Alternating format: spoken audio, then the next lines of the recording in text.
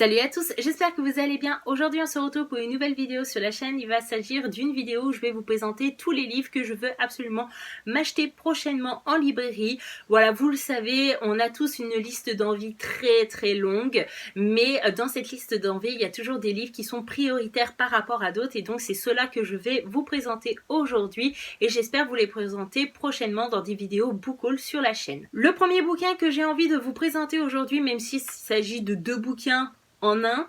Il s'agit du tome 2 et du tome 3 de la saga L'Élite de Joël Charbonneau, tout simplement parce que j'ai pu lire le tome 1 dernièrement et que j'ai adoré. Ça a été un coup de cœur et j'ai besoin de connaître la suite des aventures.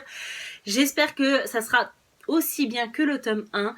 Donc dans le tome 1, nous allons suivre une jeune adolescente qui s'appelle Sia, qui vit dans une toute petite communauté où il n'y a rien de superficiel. Ils mangent à leur faim, mais il n'y a pas toutes les choses superficielles comme le maquillage, la technologie, etc.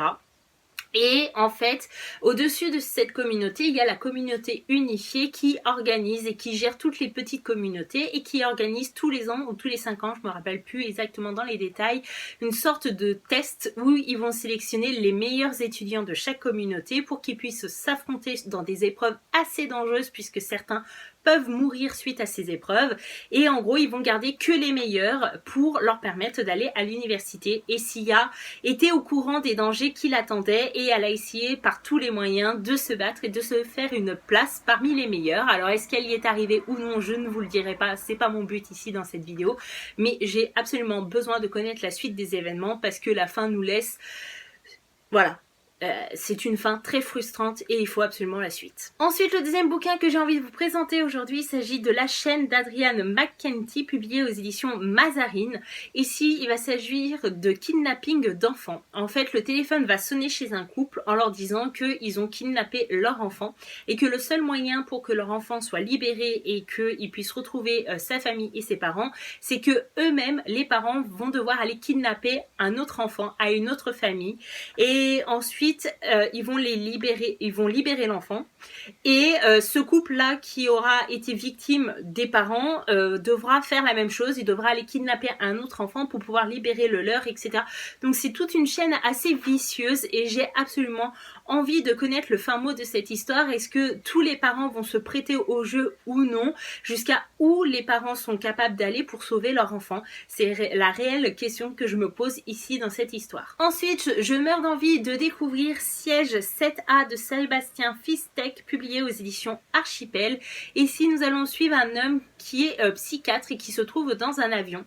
Et il va être victime d'un complot. En gros, on va lui faire comprendre que sa fille est en danger et que le seul moyen de sauver sa fille, c'est de provoquer un crash de l'avion dans lequel il se trouve. Donc là encore, on est un petit peu dans le même univers que le livre d'avant, jusqu'à où ce père va être capable d'aller pour sauver sa fille, parce que c'est assez paradoxal. Il faut qu'il sauve sa fille, mais le seul moyen d'y parvenir, c'est de provoquer le crash de l'avion dans lequel il se trouve, donc de se donner la mort. Donc est-ce qu'il va préférer vivre lui ou sauver sa fille? J'ai hâte de le découvrir en lisant ce bouquin. Ensuite, j'ai envie de vous présenter Dévisagé de Eric Stewart, publié aux éditions Gallimard Jeunesse. Ici, nous allons suivre une jeune adolescente qui s'appelle Ava et qui a de nombreuses cicatrices sur le visage et sur le corps, tout simplement parce que quand elle était petite, sa maison a brûlé et malheureusement, elle a gardé des séquelles à vie sur son corps et elle n'a pas besoin de se regarder dans un miroir puisque tous les regards qui la croisent lui font bien comprendre qu'elle est différente et qu'elle n'a pas forcément un visage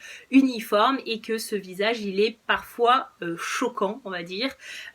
Donc, elle va vivre toute sa vie avec ce genre de sentiment d'être différente des uns et des autres et donc elle va devoir aller au lycée. Elle appréhende énormément le regard des autres étudiants, mais au fur et à mesure du temps qui passe, elle va rencontrer des personnes qui vont l'aider à progresser dans sa vie, à accepter telle qu'elle est et j'ai hâte de découvrir cette belle leçon de morale. Ensuite, j'ai envie de vous présenter Pièces détachées de Phobé Morgan, publié aux éditions Archipel, où nous allons suivre le personnage de Corinne qui a 34 ans et qui meurt d'envie de tomber enceinte. Elle a fait de nombreuses FIV et peut-être que celle-ci va marcher ou non.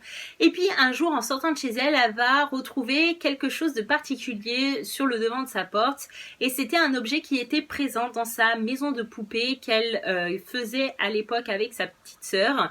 Et en fait, sur le coup, elle est super contente, elle parle d'une coïncidence, mais au fur et à mesure, elle va se sentir très mal à l'aise. Elle va retrouver des objets qui faisaient partie de cette maison de poupée au fur et à mesure du temps qui passe dans sa maison à différentes pièces, et là elle va commencer à avoir énormément peur puisqu'elle se rend bien compte que quelqu'un la suit, quelqu'un l'observe et quelqu'un rentre chez elle alors qu'elle ne l'a pas invité. Et donc j'ai hâte de connaître cette histoire et savoir réellement qu'est-ce qui se cache là derrière. Et ensuite le dernier bouquin que j'ai envie de vous présenter dans cette vidéo, il s'agit de Le jour de nos adieux de Jeff Zentner, publié aux éditions Pocket Jeunesse. Ici on va suivre l'histoire d'un adolescent qui s'appelle Carver et qui se sent très coupable, tout simplement parce qu'il a répondu à un SMS en voiture alors qu'il avait ses 3 meilleurs amis avec lui dans cette voiture, sauf qu'il n'était pas assez vigilant, donc il n'a pas vu arriver le camion qui lui faisait face et malheureusement ce qui devait se produire s'est produit. Le camion a percuté la voiture, il y a eu un grave accident, Carver est le seul survivant de cet accident et donc ses 3 meilleurs amis sont morts, on va dire un peu par sa faute. Donc Carver s'en veut beaucoup, il va essayer de tout faire pour aider les familles, pour se faire pardonner, même si je pense que c'est très bizarre comme situation. Donc il va essayer d'organiser une journée d'adieu, une sorte de cérémonie, sauf que toutes les familles ne vont pas l'accueillir de la même façon et du coup j'ai hâte de découvrir si certaines familles vont lui pardonner, si certaines familles vont lui en vouloir à vie parce qu'ils auront piqué leur enfant, etc. Je pense que ça va être une histoire assez touchante, assez poignante et j'ai hâte de la découvrir également. Et voilà, cette vidéo est enfin terminée. J'espère que ces différents livres vous auront plu, vous auront donné envie. N'hésitez pas à me dire en commentaire si c'est le cas ou si vous avez déjà lu un de ces livres. Je serais ravie d'échanger avec vous en commentaire. Merci d'avoir regardé cette vidéo jusqu'ici. Je vous dis à bientôt dans une prochaine vidéo. Bye bye.